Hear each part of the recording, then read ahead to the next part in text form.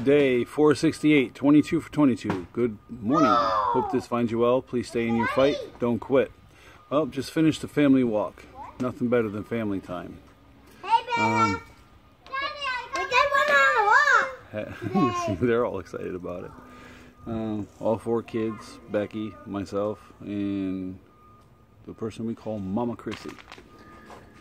All went for a walk around our neighborhood. Got a little bit of exercise, a little fun time, and not stuck in the house, not in front of the boob tube, not just in front of a computer screen or our phones.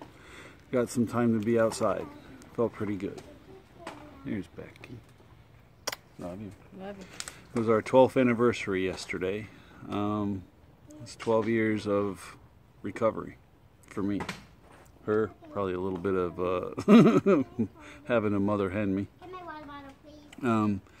But she's an amazing soul. Hello. Yesterday I posted something.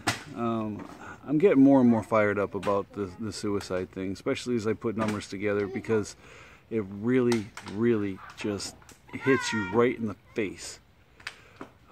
I've done push-ups, these push-ups, and I know I already made a post about this, but I've done push-ups for now 468 actual days of actually literally getting down, knocking out 22, and then forming what I do here on video.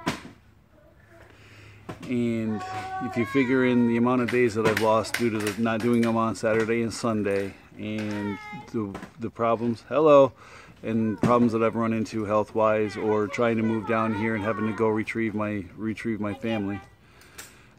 I'm doing something, Barbara.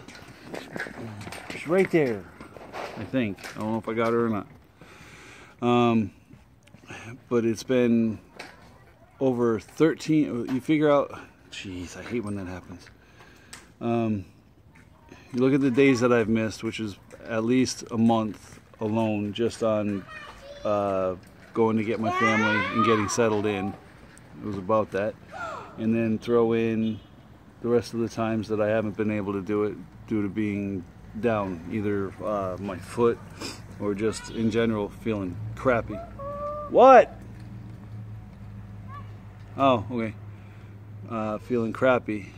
You know, you add all those days together, the 468 plus about another 100 or so at least. We're looking at another 3,300 people that have killed themselves.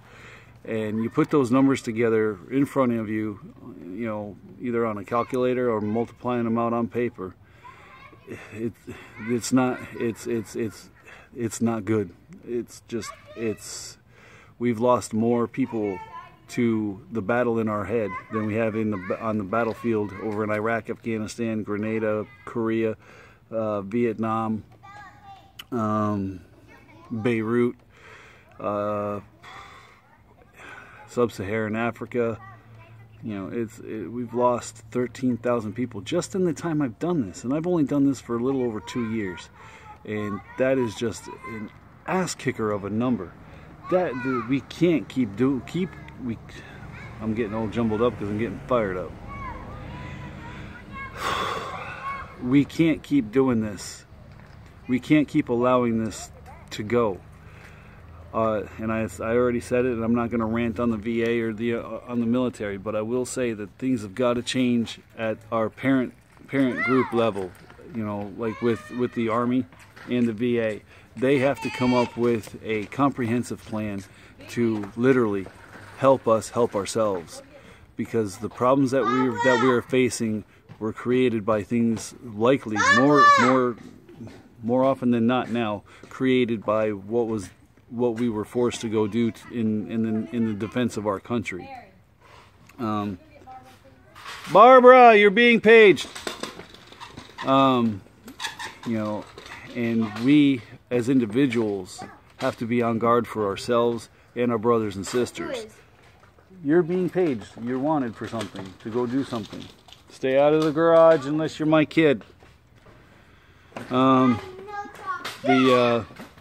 bottom line is we need to do a better job at preparing ourselves for what we are going to face when we get out and when we get home. We need to not just rely upon our parent organizations to get to know that we're what.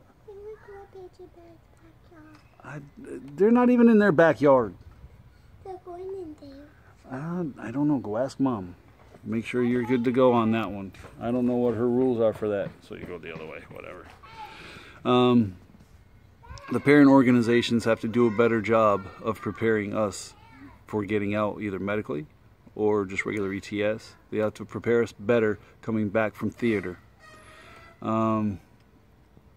You know, it's been said that the units that came back from World War II had less instances of direct PTSD because they had the chance to decompress on their way home on the magic carpet rides.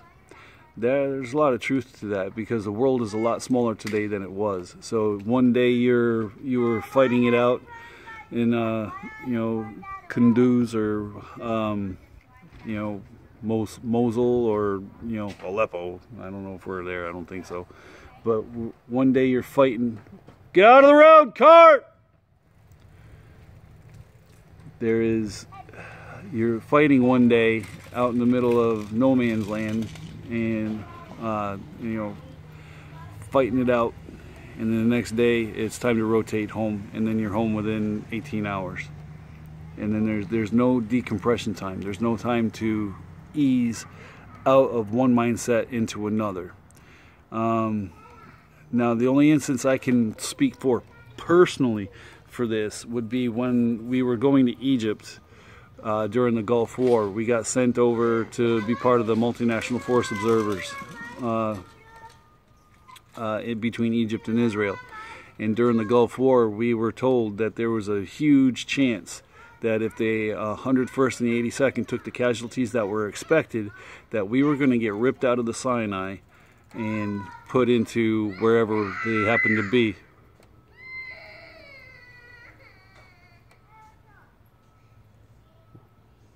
Whether it was in Iraq or Kuwait or Saudi Arabia, wherever things were going bad, we were going to be going. So it was we had two different mindsets. The one in Egypt was to be peacekeeping and, you know, making sure that the Egyptians and the Israelis followed their peace agreement to the letter. Meanwhile, training at the time to get ripped out from those positions and thrown into, you know, mindset of go and kill the enemy, you know, and then coming back knowing that we're not going to do either. We're finished with one and didn't get to do the other one. You know, I wouldn't say it's near at all as bad as what happens when you actually go over there. I'm not saying that. I'm just saying I understand the dichotomy of the thinking that goes into having to be able to switch gears, and that switching gears coming back from Iraq or Afghanistan, from war zone to peacetime in a short period of time, can't be good on the mind, because your senses are so aware of what's going on around you and what's going on with you, and you know, with what's going on around you, and then all of a sudden you don't have to worry about it anymore.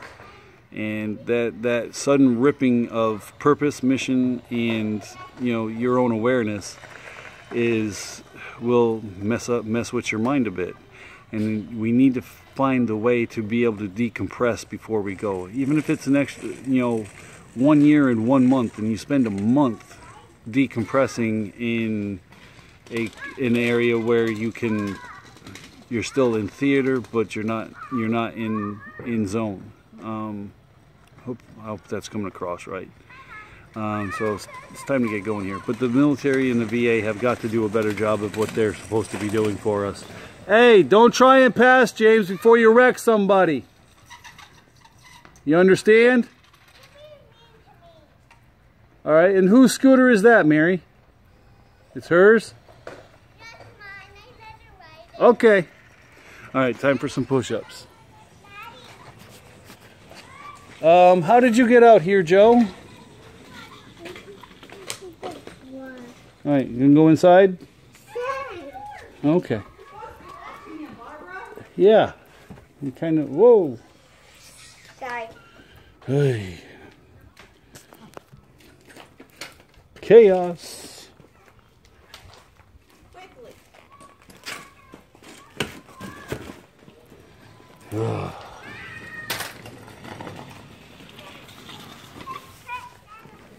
Oh boy. What you doing, JoJo? That's Mary's water. All right, bring it in. Good job, buddy. His hair getting long.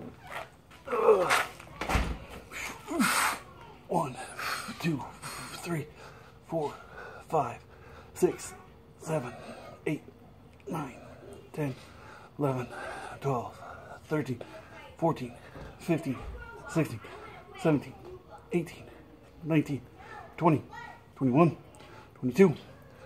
1 for the airborne ranger in the sky. 1 for the infantry.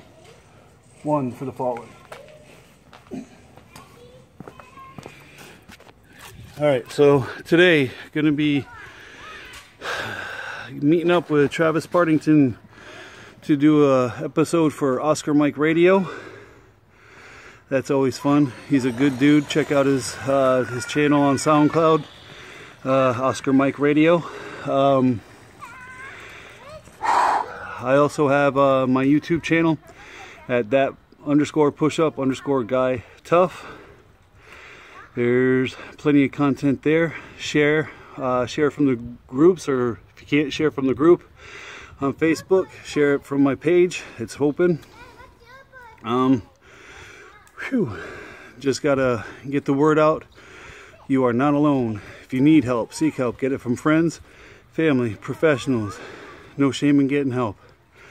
Whatever you do, do not use suicide as a permanent solution to a temporary or permanent problem. You got this. All right, we got one show up. 1, 2, 3, tough out.